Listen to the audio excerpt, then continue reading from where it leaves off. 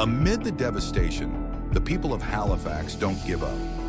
Rescue efforts begin immediately, though they're overwhelmed by the sheer scale of the disaster. But help comes quickly, both from within Canada and beyond. Boston, Massachusetts, sends medical teams and supplies by train, an act of kindness that Halifax has never forgotten. In fact, to this day, Halifax sends a Christmas tree to Boston every year as a token of gratitude. It's a story of hope, of resilience. The people of Halifax rebuild. Whole neighborhoods have to be reconstructed, and new housing, like the Hydrostone District, is built to be fireproof. But it's not just about rebuilding homes. The explosion changes everything: maritime safety laws, urban planning, and the way cities respond to disaster. 4. Legal and political consequences. Yes, there were legal proceedings following the Halifax explosion in 1917, as the disaster led to significant questions about responsibility and liability. 2 primary legal investigations took place.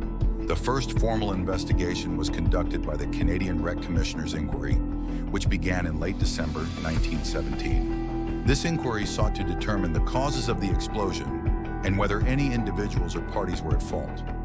The inquiry blamed the captain of the SS Mont Blanc, Aimé Lemadec, and its pilot Francis Mackey for the explosion. They were criticized for not properly informing the harbor that the Mont Blanc was carrying explosive cargo.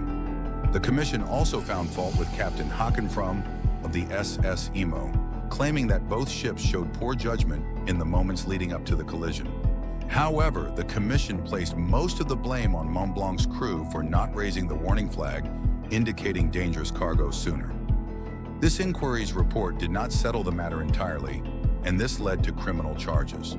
Several individuals involved in the events leading to the explosion were criminally charged. The charges were laid primarily against the captains and pilots of the 2 ships.